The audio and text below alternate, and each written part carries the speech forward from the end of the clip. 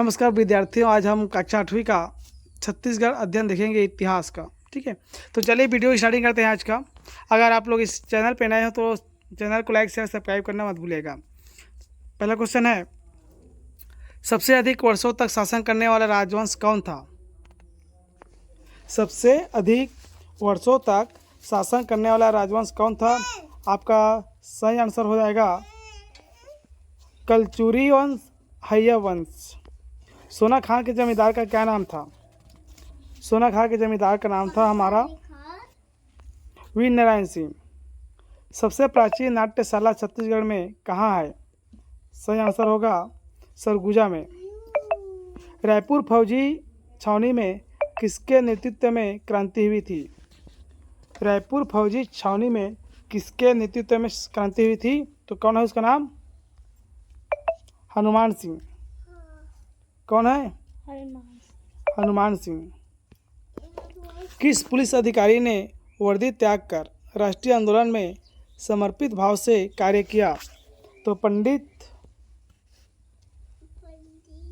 लखनलाल मिश्र ने। सही जोड़ी देखेंगे इसका, भोसला शासक, तो इसका आ जाएगा आपका बिम्बा जी। कौन आएगा? भोसला शासक में आएगा बिम्बा जी। क्रांतिकारी नेता कौन है आपका इसमें? तो सही आंसर हो जाएगा आपका हनुमान सिंह।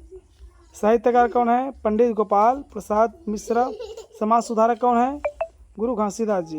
अगला क्वेश्चन देखेंगे, इस क्षेत्र को छत्तीसगढ़ क्यों कहा जाता है? आंसर होगा, इस क्षेत्र में प्राचीन काल में कलचुरी राजाओं का शासन था। उस समय राज्य रतनपुर राज्य और रायपुर राज्य के रूप में बटा हुआ था। दोनों ही राज्यों में क्रमशः 18 गढ़ थे, इसलिए इस क्षेत्र को छत्तीसगढ़ नाम पड़ा।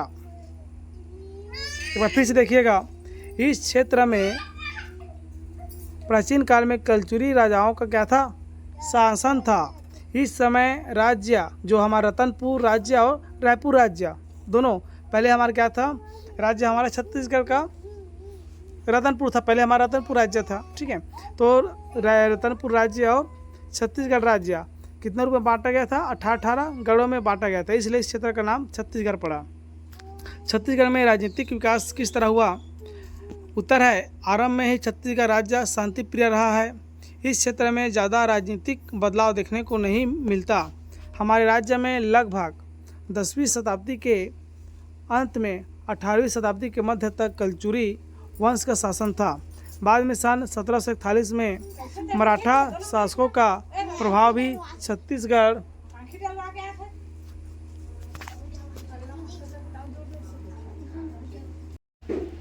में राजनीतिक विकास किस तरह हुआ? उत्तर है, आरंभ से ही छत्तीसगढ़ राज्य शांति प्रिय रहा है। इस क्षेत्र में ज़्यादा राजनीतिक बदलाव देखने को नहीं मिलता। हमारे राज्य में लगभग 10वीं शताब्दी के अंत में 18वीं शताब्दी के मध्य तक कलचुरी वंश का शासन था।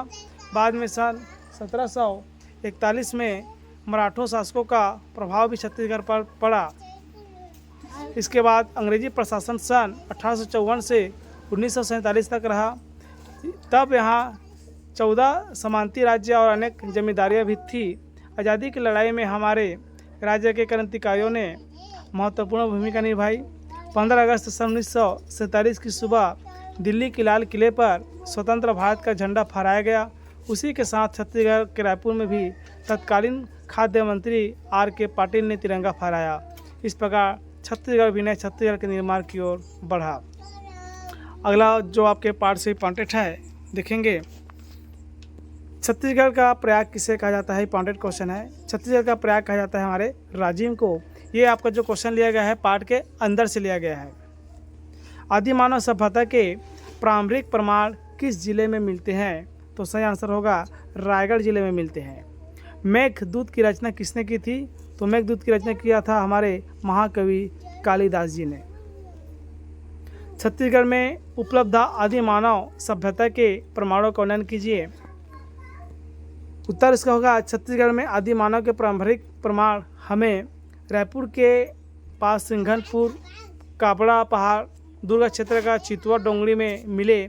शैलचित्रा, बालोद, धमतरी मार्ग पर सोरार, मूंजगहन करकभाट के अतिरिक्त बसना सरायपाली के पास बरेले गांव में मिले।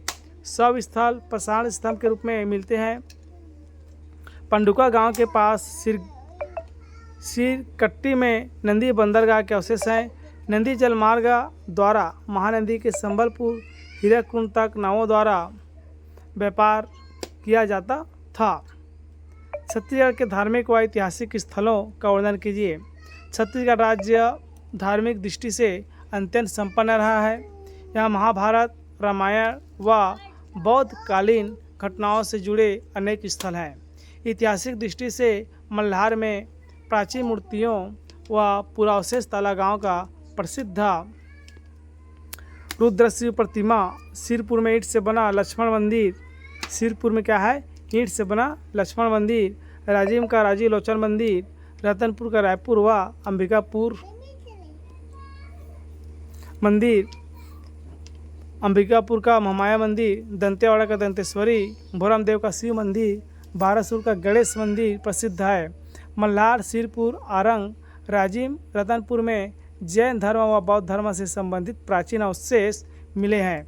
पाली, जांजगीर, खरौद, नगरी, सिहावा, बस्तर, डोंगरगढ़, खैरागढ़, सारंगगढ़, पत्तारोही, शिवरी नारायण, लवन, गंडाई, चंपारण, रायपुर, दुर्गा, धमतरी आदि भी महत्वपूर्ण ऐतिहासिक स्थल हैं।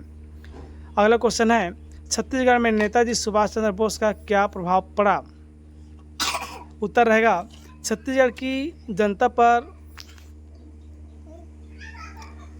नेताजी सुभाष चंद्र बोस के ओजस्वी भाषण और दबंग व्यक्तित्व का गहरा प्रभाव पड़ा। जिस तरह नेताजी ने अंग्रेजों की नौकरी को लात मारकर भारत माता को बंधन मुक्त कराने में अपना सारा जीवन समर्पित कर दिया, उसी प्रकार छत्तीसगढ़ राज्य में भी उनसे प्रेरित होकर कई देश भक्तों ने सरकारी नौकरी को ठोकर मारकर राष्ट्रीय आंदोलन के आजीवन अंग बने रहे। इनमें बैरिस्टर छेदीलाल तथा बाजा मास्टर त्रिपुरी कांग्रेस के काफ़ी सक्रिय सदस्य थे। रायपुर व दुर्गा के कलेक्टर रहे श्री रामकृष्ण पाटिल ने सरकारी नौकरी छोड़कर राष्ट्रीय आंदोलन में भाग लिया। दुर्गा के पुलिस अधिकारी पंडित लखनलाल मिश्र ने सरकारी वर्दी त्याग कर खादी पहन राष्ट्रीय आंदोलन में सदा के लिए कूद पड़े। इस तरह से हमारे वीडियो क्वेश्चन समाप्त होता है आपका छत्तीसगढ़ अध्ययन पाठ का। बने रहिएगा वीडियो पर। नमस्कार, जय।